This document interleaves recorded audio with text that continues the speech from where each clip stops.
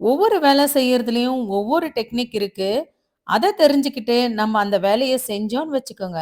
அந்த வேலை நீட்டாவும் இருக்கும். அதே மாதிரி பெர்ஃபெக்ட்டாவும் இருக்கும். நான் கழுவி வச்ச இந்த பாத்திரம் எந்த அளவுக்கு ஷைனிங்கா இருக்கு பாருங்க. பாத்திரம் இந்த அளவுக்கு ஷைனிங்கா இருக்க காரணம் தேய்க்கிறது மட்டும் இல்ல. பாத்திரத்த வாஷ் பண்ண பிறகு அத டப்ல எப்படி அரேஞ்ச் பண்ணி வைக்கிறோம் அப்படிங்கிறதுல தான் இருக்கு. நாம அத வைக்கிறத பொறுத்து தான் தண்ணி சீக்கிரமா வடிஞ்சு, அது மேல தண்ணி நிக்காம காயறதுனால பாத்திரம் நல்லா ஷைனிங்கா வரும். நெறைய பேரு பாத்திரத்த கழுவி, நான் இப்ப வைக்கிறேன் பாருங்க பாத்திரம் ஃப்ளாட்டா அந்த மாதிரி தான் வைப்பாங்க. பாருங்க ஒவ்வொரு பாத்திரத்தையும் நான் எப்படி ஃப்ளாட்டா வைக்கிறேன். நெறைய பேரு பாத்திரத்த கழுவி இப்படிதான் வைப்பாங்க. இப்படி வச்சா தண்ணியும் வடியாது. அதே மாதிரி பாத்திரம் சீக்கிரமும் காயாது. பாத்திரத்து மேல இருக்கிற தண்ணி ரொம்ப நேரம் வரைக்கும் அப்படியே இருந்தா, அது காஞ்ச பிறகு அப்படியே ட்ராப் ட்ராப்பா தெரியும். நெறைய பேரு பாத்திரம் கழுவி அப்படியே கண்ண மூடிக்கிட்டு அந்த டப்ல பாத்திரத்த போடுவாங்க. இப்ப நான் ஒவ்வொரு பாத்திரத்தையும் எப்படி வைக்கிறேன் பாருங்க. நெறைய பேர் வீடுகள்ல இப்படிதான் பாத்திரம் தேய்ச்சு வைப்பாங்க. இப்படி வைக்கிறதுனால பாத்திரத்தோட மடிப்புல எல்லாம் அப்படியே தண்ணி நிக்கும். ஒவ்வொரு பாத்திரத்துக்கு நடுவுலயும் கேப் இருக்கணும். அப்பதான் காத்து உள்ள போய் பாத்திரம் சீக்கிரமா காயும். சில பேரு பாத்திரம் காஞ்ச பிறகு ட்ராப் ட்ராப்பா தெரியுதுன்றதுக்காக துணிய வச்சு தொடச்சும் வைப்பாங்க. ஆனா, நான் இப்ப சொல்ற மெத்தட்ல நீங்க பாத்திரம் கழுவுனீங்கன்னா, பாத்திரத்த தொடச்சு வைக்கவே தேவையில்ல. காஞ்ச பிறகு அப்படியே எடுத்து கேபினெட்ல வச்சிடலாம். இப்ப நான் பாத்திரத்த எப்படி கழுவி டப்ல வைக்கிறேன்னு பாருங்க. இந்த மாதிரி செஞ்சு பாருங்க. பாத்திரம் சூப்பரா பளபளன்னு இருக்கும். ஃபர்ஸ்ட்டு நெறைய அழுக்கு இருக்கிற பாத்திரத்த முதல்ல நான் தண்ணி விட்டு அலசி எல்லாத்தையுமே நான் வச்சுக்கிறேன். இப்படி வைக்கிறதுனால நம்ம சோப்பு போட்டு தேய்க்கும்போது, பாத்திரத்துல இருக்கிற அழுக்கு ஸ்க்ரப்பர்ல ஒட்டாம இருக்கும். அது மட்டும் இல்லாம, டீ பாத்திரம், காஃபி பாத்திரம் இதெல்லாமே பார்த்தீங்கன்னா, நெறைய கரை இருக்கும். இதையுமே நம்ம முதல்லயே ஸ்டீல் நார் வச்சு தேய்ச்சு எடுத்துக்கலாம். இப்படி முதல்லயே தேய்ச்சு வச்சுக்கிட்டா, நம்ப பாத்திரத்த ஒரே ஒரு 10 நிமிஷத்துல அசால்ட்டா தேய்ச்சிடலாம். இங்க நான் அந்த குக்கர கவுத்தி வச்சிருக்கேன். ஏன்னா, இதுல இருக்கிற சாதம் எல்லாமே காஞ்சு போயிருக்கு.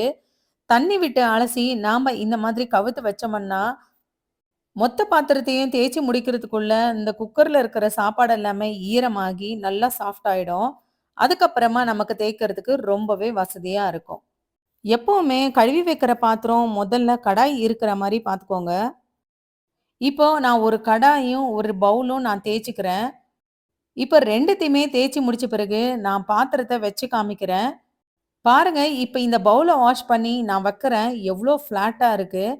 அது மட்டும் இல்லாம, இந்த பவுலோட மடிப்புல நெறைய தண்ணி நிக்கும். அதனால இது எவ்ளோ நேரம் இருந்தாலும் இது காயவே காயாது. இப்ப கடாய் வைக்கிறேன் பாருங்க. இதுல 2 பக்கம் ஹேண்டில் இருக்கிறதுனால ஒரு ஸ்டாண்ட் மாரி இதுல நிக்கும்.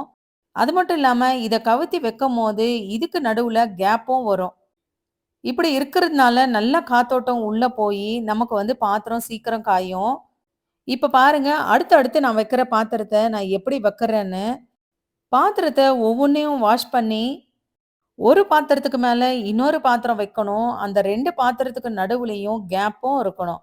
முதல்ல நான் பவுல் மாரி இருக்கிற எல்லா பாத்திரத்தையுமே நான் தேய்ச்சு எடுத்துக்கிறேன்.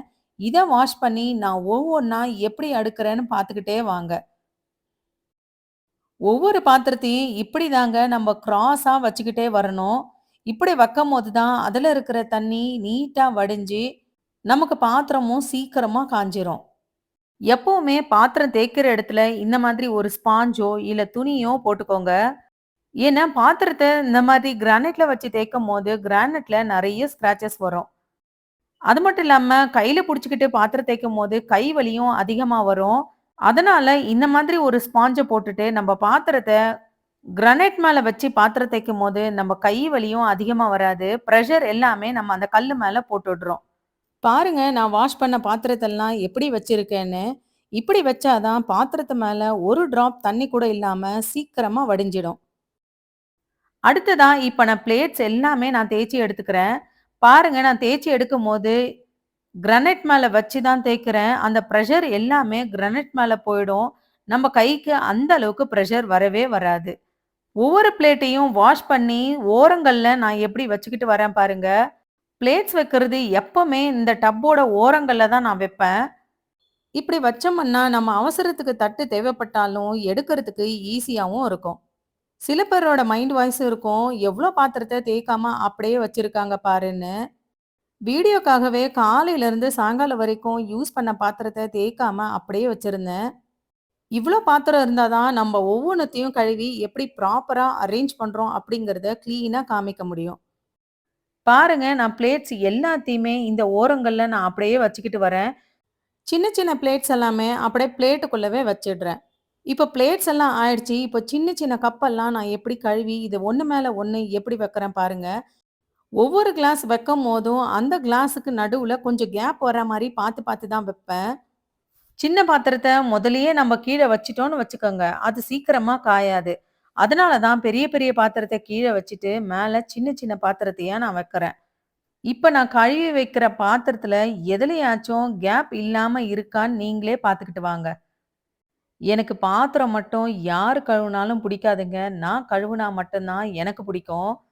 என்ன மாதிரியே நெறைய பேர் இருப்பீங்கன்னும் எனக்கு தெரியும். உடம்புக்கு முடியலனாலும் சமைக்கிறனோ இல்லையோ, பாத்திரத்த கழுவுறதும், வீடு துடைக்கிறதும் மிஸ் பண்ணவே மாட்டேன். ஒரு நாளாவது யாராவது செய்யட்டும்னு விடவும் மாட்டேங்கிறேன். இந்த பழக்கத்த நான் மாத்திக்கணும்னு நெனைச்சாலும், என்னால மாத்திக்கவே முடிய மாட்டேங்குது.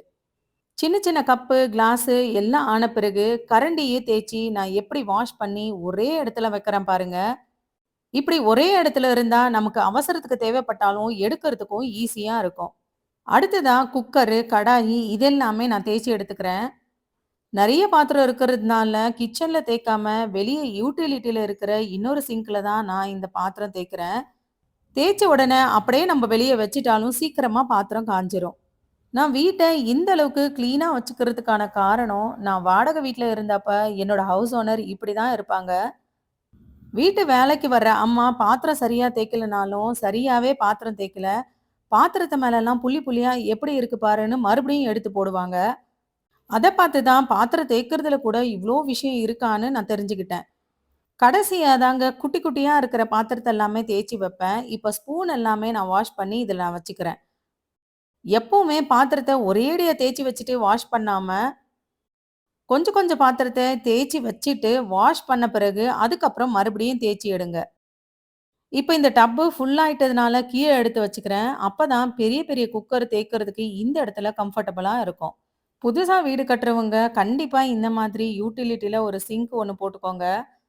நமக்கு பாத்திரம் தேய்க்கிறதுக்கு நேரம் இல்லனா கூட, யூட்டிலிட்டில இருக்கிற சிங்க்ல எல்லா பாத்திரத்தையும் எடுத்து போட்டுட்டு, நம்ம நேரம் கிடைக்கிறப்ப எடுத்து தேய்ச்சுக்கலாம். அது மட்டும் இல்லாம, சடனா வீட்டுக்கு கெஸ்ட் வரேன்னு சொல்லிட்டா கூட, கிச்சன்ல இருக்கிற பாத்திரத்த எல்லாத்தையுமே கொண்டு வந்து இதுல போட்டுட்டு, கிச்சன நீட்டாவும் வச்சுக்கலாம். கடைசியா நான் பெருசா இருக்கிற குக்கரு, கடாயி இது எல்லாமே தேய்ச்சு எடுத்துக்கிறேன். இத வாஷ் பண்ண பிறகு நான் தரையில எப்படி கவுத்தி வைக்கிறேன்னு பாருங்க. இப்ப இத நான் காமிக்கிறதுக்கான ரீசன் நான் ஊருக்கு போயிருந்தப்ப ஒரு முறை அம்மா பாத்திரத்த இப்படிதான் கவுத்தி வச்சாங்க. இப்ப நான் எப்படி கவுத்து வச்சிருக்கிறேன் பாருங்க. இந்த மாதிரி தான் கவுத்து வைக்கணும். அப்பதான் அந்த பாத்திரம் சீக்கிரமா காயும்.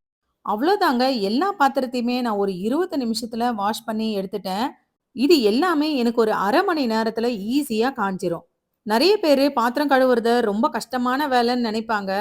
எந்த வேலையுமே இன்ட்ரெஸ்ட்டோட செய்யும்போது, அந்த வேலை நமக்கு ஈஸியா தெரியும். இப்ப பாத்திரம் தேய்ச்சு முடிச்ச பிறகு எந்த அளவுக்கு ஷைனிங்கா இருக்கு பாருங்க. எந்த பாத்திரத்து மேலயாவது தண்ணி இருக்கா நீங்களே பார்த்துக்கோங்க. இப்படி தாங்க தேய்க்கணும். சிவகாமி சுந்தரி அப்படிங்கிற சிஸ்டர், நியூபார்ன் பேபிக்காக ஹோம்மேட் நாப்கின் செஞ்சு காமிங்க அப்படின்னு கேட்டிருந்தாங்க. அவங்களுக்கு மட்டும் இல்ல, நெறைய பேருக்கு இது யூஸ்ஃபுல்லா இருக்கும். என்னோட நெக்ஸ்ட் வீடியோல இத நீங்க கண்டிப்பா பார்க்கலாம். இப்ப மண் பாத்திரத்த எப்படி கழுவுறதுன்னு பார்க்கலாம். சில பேரு மண் பாத்திரத்த கழுவி அப்படியே ஈரத்தோட வீட்டுக்குள்ள கவுத்தி வச்சிருவாங்க. அந்த மாதிரி வைக்கவே கூடாதுங்க. மண் பாத்திரம் நல்லா சோப்பு போட்டு கழுவி, வெயில்ல நல்லா காய வச்சு, அதுக்கப்புறமா தான் வீட்டுக்குள்ள எடுத்து வைக்கணும். இப்படி வைக்கிறதுனால அந்த பாத்திரம் ஸ்மெல் இல்லாம, அதுக்குள்ள ஃபங்கஸ் வராமலேயும் இருக்கும்.